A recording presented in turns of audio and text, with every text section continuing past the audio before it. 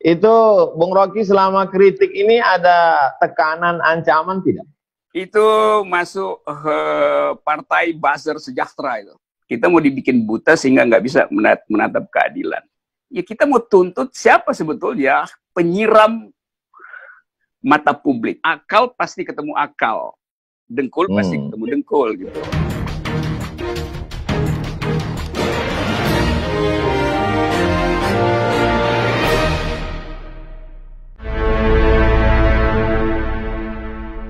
Selamat malam Bung Rocky. Wah, April Somad, Pak Ustadz, enak ketemu. Apa kabar Bung Rocky? Sehat oleh alam semesta ya? Apa kabar? Sehat? Sehat dan enak.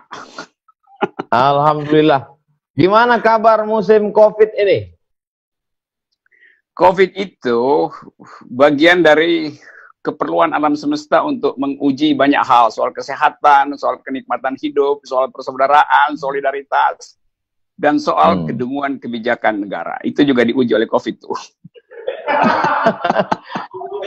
Kira-kira COVID ini menambah akal sehat atau menambah kedunguan? Banyak pejabat yang negatif COVID tapi positif stupid gitu.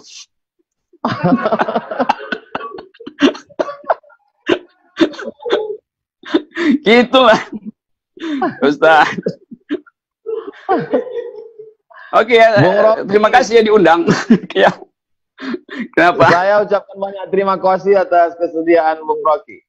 Bung Rocky pernah merubah singkatan nama saya menjadi Ustadz Akal Sehat. Iya, dan sekarang kita bertemu. Itu artinya akal pasti ketemu akal. Dengkul pasti ketemu dengkul gitu. Akal sehat pasti ketemu akal sehat. Akal maling pasti nyari akal maling gitu kan. Dia akan mencari yang sepadan ya. Gitu, oke. Enak saya diundang, terus kita bisa ngobrol apa aja. Apa standar akal sehat bagi Bung Rocky?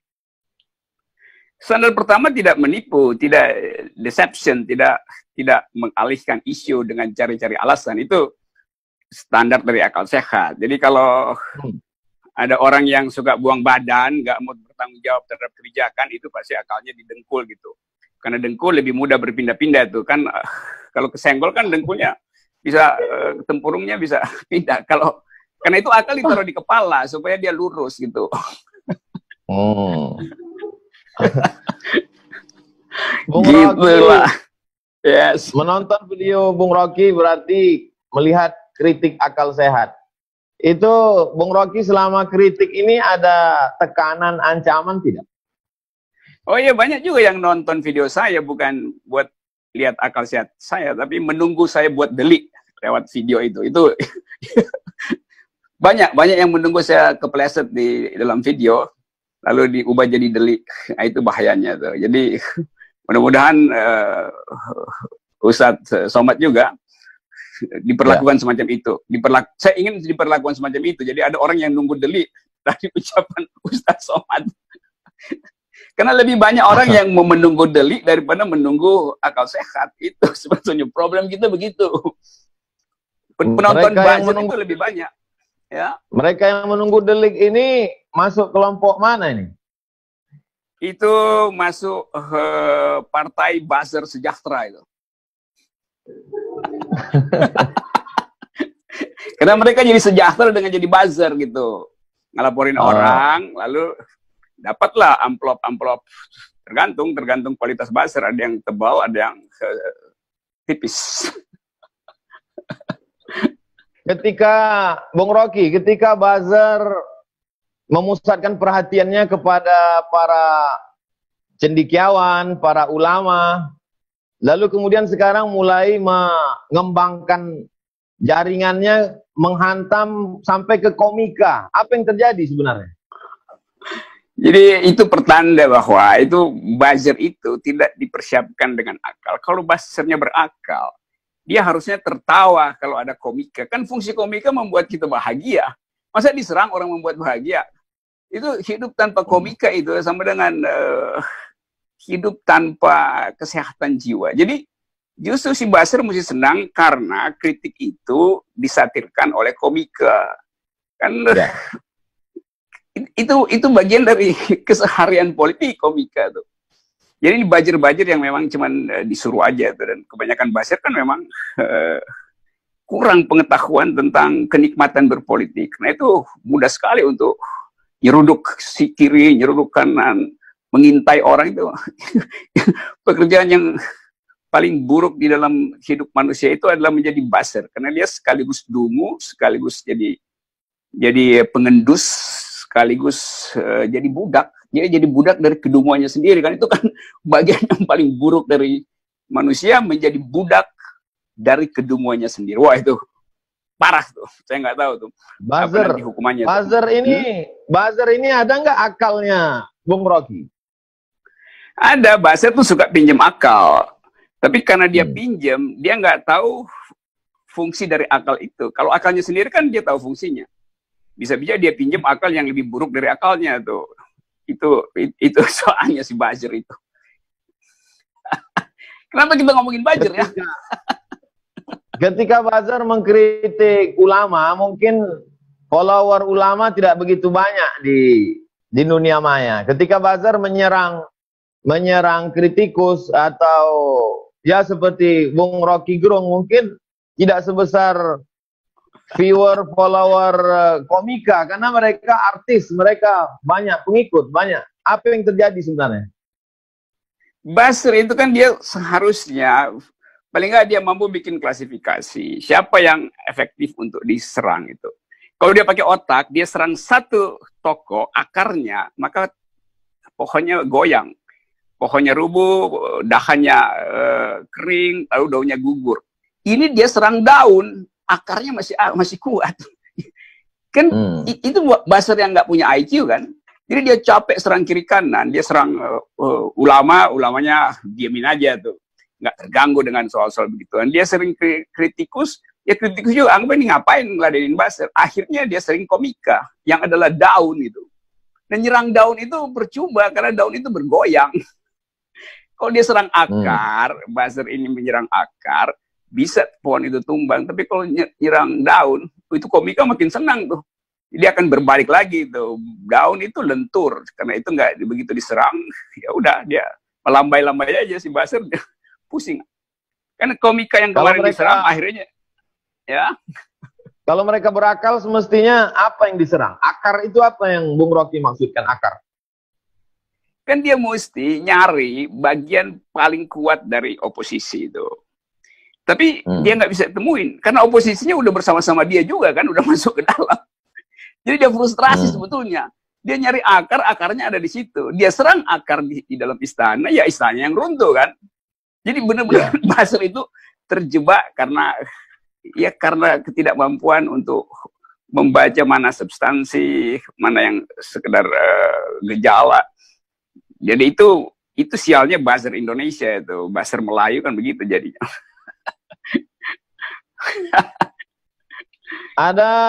Ada slogan revolusi mental. Sebetulnya yang tepat revolusi mental atau revolusi akal sehat, Bung Rocky? Revolusi mental itu peralatan setelah revolusi akal sehat itu. Jadi dia mesti tahu dulu bahwa semua revolusi yang kita sebut perubahan, itu pertama-tama perubahan di akal. Nah kalau yang mau revolusi mental akalnya nggak sehat, itu artinya revolusinya juga pasti mental, bukan mental jadinya. Revolusinya mental balik. Dan sekarang kita lihat revolusi mental itu mental balik pada pembuat gagasan itu. Kan terlihat dalam hari ini defensif, sikap defensif. Jadi tidak terasa bahwa slogan itu berisi, kan semua orang bicara revolusi mental dan isinya kosong, karena revolusi yang tidak dituntun dengan akal pikiran, dia betul-betul jadi retorika aja. Kalau kita mau revolusi dengan akal sehat, kita mesti manfaatkan fasilitas pedagogi, mendidik rakyat, memberi rakyat kepercayaan diri. Tapi kalau revolusinya sekedar diucapkan sebagai slogan, dia jadi demagogi, bukan pedagogi. Jadi berbusa-busa ngomong, tetapi point of view-nya tidak ada. Padahal revolusi selalu dituntun oleh paradigm, oleh point of view. Nah, pemimpin yang nggak punya point of view, dia akan kelabakan untuk lihat mana sebetulnya elemen paling strategis untuk memulai satu revolusi mental. Nah, saya dulu berpikir revolusi mental itu artinya mempersiapkan publik dengan kecerdasan sesuai dengan perintah konstitusi, cerdaskan kehidupan bangsa. Kan konstitusi cuma perintahkan 2 hal pada presiden, cerdaskan kehidupan bangsa, pelihara fakir miskin. Di situ sumber revolusi mental tuh. Yang terjadi enggak, kecerdasan bangsa merosot terus, karena jalan pikiran tidak dibangun, yang dibangun jalan tol, itu buruk sekali kan. Juga kesehatan masyarakat tidak dijaga, karena dana sosial itu dialihkan untuk dana infrastruktur dan pemenuhan akumulasi ekonomi. Jadi 2 soal itu yang seharusnya jadi target dari revolusi mental, kecerdasan bangsa dan kesehatan publik, tidak dijalankan oleh yang mendapat amanah dari rakyat. Gitu. Kemarin saya baca berita, saya baca berita Bung Rocky seperti kecewa terhadap apa yang terjadi dalam kasus Pak Novel Baswedan, sampai Bung Rocky mengatakan perlu membuat new KPK. Gimana maksudnya? Ya, saya menganggap bahwa yang dipertontonkan kemarin itu justru air keras baru. Jadi tuntutan jaksa itu jadi air keras baru yang menyiram mata keadilan. Jadi kita mau dibikin buta 2 kali. Novel buta secara fisik, kita mau dibikin buta sehingga nggak bisa menatap keadilan. Padahal yang ada sekarang, masyarakat tahu bahwa variabel politik ada di belakang variabel legal kemarin. Sehingga orang menganggap, ya kita mau tuntut siapa sebetulnya penyiram mata publik. Kalau yang dituntut oleh jaksa itu dia cuma nyiram matanya Novel. Tetapi mata keadilan disiram dengan air yang lebih keras oleh kimia kekuasaan. Itu yang terjadi sekarang. Jadi saya nuntut sebetulnya semacam new KPK itu dalam upaya untuk memperlihatkan bahwa sekalipun buzzer kekuasaan bersekutu untuk menyiram mata Dewi Keadilan, bahkan kita tahu mata Dewi Keadilan kan udah ditutup pakai penutup mata, udah ditutup pun masih disiram, tapi itu nggak akan berhasil karena mata Dewi Keadilan itu adalah mata kita, mata batin kita tuh. Jadi pasti kekuasaan akan kelabakan karena sorot mata publik jauh lebih tajam daripada air keras yang disiramkan tuh. Nggak mempan lah air keras disiramkan ke mata publik. Berapa persen masyarakat yang mengerti keadaan, Bung Rocky? Kira-kira 112%. Jadi ya, karena nggak ada satu orang pun yang dengan akal waras menerima bahwa itu hukuman yang masuk akal. Jadi semua orang merasa itu nggak masuk akal. Jadi 112% orang menganggap itu. Tapi ada 300% orang yang tidak percaya itu. 300% itu namanya buzzer. Gitu. Di buzzernya yang 300% yang nggak percaya. Mengapa orang tidak bereaksi? Karena sudah terbiasa atau menganggap ya sudahlah capek atau apa sebenarnya yang terjadi? Saya kira reaksi tidak bisa diperlihatkan sekarang gitu. Tapi kalau saya tahu seluruh WA mak-mak pagi-pagi udah gosip tentang Novel Baswedan. Seluruh WA webinar yang dilakukan secara tertutup di antara kalangan praktisi hukum juga bicara soal Novel Baswedan. Seluruh grup jurnalis yang kritis bicara soal Novel Baswedan. Jadi kita akan lihat nanti mungkin 1 minggu ke depan pasti koran yang kritis atau majalah yang kritis akan jadikan itu juga cover story. Jadi saya nggak anggap bahwa orang nggak peduli. Kepedulian itu mengendap sementara karena sinisme diperlihatkan lebih dulu tuh. Dengan kata lain, justru berbahaya kalau pemerintah menganggap enteng. Kan nggak ada reaksi. Oh iya, akumulasi reaksi itu begitu meledak, nggak bisa lagi ditahan oleh arogansi kekuasaan. Itu bahayanya pemerintah yang tidak peka terhadap analisis non-mainstream. Jadi pemerintah setiap hari pasti panggil penasihat politiknya, kumpulin aparat intelijen, KSP, juru bicara, lalu masing-masing menganalisis. Oh, nggak ada masalah. Padahal sebetulnya presiden kalau dia pintar, dia masuk aja ke WA grup mak-mak, baru dia tahu keadaan sebenarnya. Dia kan bisa pakai nama samaran, terus nyeludup ke WA grup pengajar hukum tata negara, pengajar hukum pidana. Kalau pintar, saya usulin supaya lakukan itu, supaya presiden dapat informasi yang betul-betul sehangat yang dia inginkan. Bukan informasi yang sudah dibekukan, diedit oleh juru bicara, diedit oleh aparat intel, diedit oleh kantor KSB. Kan semua informasi yang masuk ke presiden pasti sudah diedit. Nah, presiden yang pintar mesti langsung. Jadi, ya. Jadi saran Bung Rocky, belusukan ke grup WA mak-mak. Betul, itu gorong-gorong yang paling berguna hari ini adalah WA mak-mak. Presiden coba masuk ke situ tuh. Itu pasti mereka dia lebih tahu. Jujur ya. Ya. Itulah. Itu Bung Rocky. Bagaimana analisa Bung Rocky kalau di sebuah negeri semua sudah dibungkam. Semua sudah dibungkam. Kira-kira orang yang akan bicara, yang orang akan melawan, kalau perlu semua sudah ditutup. Kira-kira apa yang akan terjadi? Berapa lama bisa terkontrol? Itu kalau seluruh pembungkaman berlangsung, itu artinya pemimpin negeri itu tidak punya lagi lawan politik selain dirinya sendiri itu. Jadi dia akan jadi monster untuk dirinya sendiri. Kan dalam sejarah begitu kan? Kekuasaan yang membekap mulut orang itu dia tidak punya lagi cermin untuk berkaca di mana sebetulnya arah kekuasaan saya. Maka dia akan bercermin pada dirinya sendiri. Dia akan bercermin pada monsternya sendiri. Jadi kalau dia menutup diri, maka dia sebagai monster hanya punya teman dirinya sendiri yang juga adalah monster. Itu artinya udah selesai legitimasinya tuh. Itu dalil kekuasaan begitu. Dia jadi Leviathan buat dirinya sendiri tuh. Dan mulai masyarakat sendiri kalau bereaksi seperti mereka saksikan apa yang terjadi pada orang yang memberikan reaksi, lalu kemudian apakah masyarakat merasa ketakutan, lalu cuek, lalu diam, lalu ya terserahlah, apa yang terjadi pada masyarakat? Masyarakat nggak takut, dia nggak takut.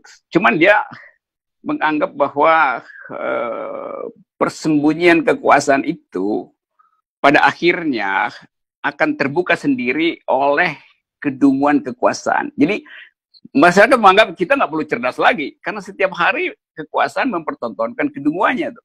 Jadi sebetulnya masyarakat tinggal nonton kapan kekuasaan itu betul-betul berhenti punya energi itu. Dan itu mungkin tidak terlalu lama, karena masyarakat juga tahu bahwa ada internal struggle di dalam kekuasaan. Kasus beberapa hari terakhir ini memperlihatkan bahwa pemimpin istana itu gamang dengan tekanan publik soal undang-undang ideologi hari ini. Ada purnawirawan datang ke situ, MUI dengan lantang akhirnya tidak tahan lagi untuk merumuskan pikiran maksimalnya tuh. Jadi saya bayangkan sang penguasa itu setiap hari berupaya untuk nyari info yang kira-kira masih bisa punya optimisme.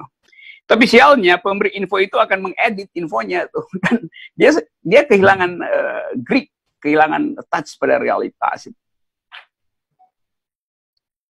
Satu kelompok, Bung Rocky, satu kelompok mengatakan RUU ini kemuliaan. Kemuliaan. Yang satu lagi mengatakan itu RUU HIP itu menundukkan Pancasila. Lalu kemudian silang pendapat sampai MUI, sampai Ormas. Apa yang terjadi sebenarnya? Yang terjadi adalah persaingan untuk saling menjebak sebetulnya. Jadi saya bacanya begitu.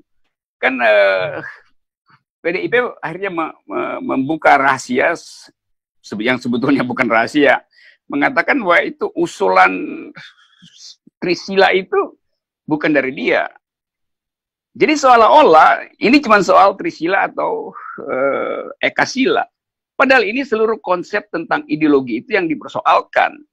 Nah kalau misalnya PDIP menganggap bahwa itu bukan berasal dari dia, Lalu siapa yang punya ide memasukkan itu ke dalam prolegnas? Tentu bukan PKS. PKS pasti urgensinya bukan tentang Soekarnoisme. Demokrat pasti juga urgensinya bukan soal ideologi. Demokrat lebih peka pada soal-soal kebijakan yang memperparah ekonomi. Siapa lagi yang punya kepentingan dengan ideologi yang jauh di sana sudah pernah dipertengkarkan dengan akal pikiran yang tajam selama pembahasan di konstituante di awal kemerdekaan.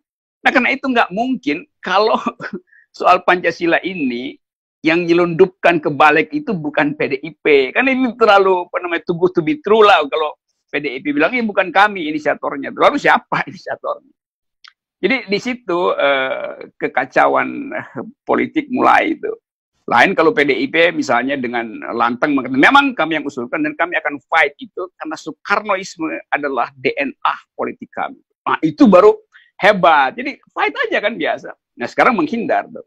Kenapa menghindar? Ya karena dia baca anginnya berubah arah. Kenapa berubah arah? Ya karena permainan pragmatis di dalam koalisi sendiri. Tentu masing-masing ingin menjebak kan. Nah, sekarang yang terjebak justru PDIP sendiri kan. Kalau memang tidak kuat untuk fight, kenapa diusulkan? Untuk test case saja? Saya kira nggak bukan buat test case. Jadi itu tadinya, ini analisis saya, itu serius mau diajukan dengan perhitungan soal-soal material bisa diselesaikan di bawah meja. Dan pasti Presiden Jokowi sebagai kader PDIP tahu persis. Jadi kalau Presiden Jokowi bilang, ya itu bukan dari pemerintah, itu juga buang badan, itu namanya PSBB, Presiden sedang buang badan. Kalau begitu kan, lalu orang bertanya, lalu Presiden siapa kalau begitu tuh?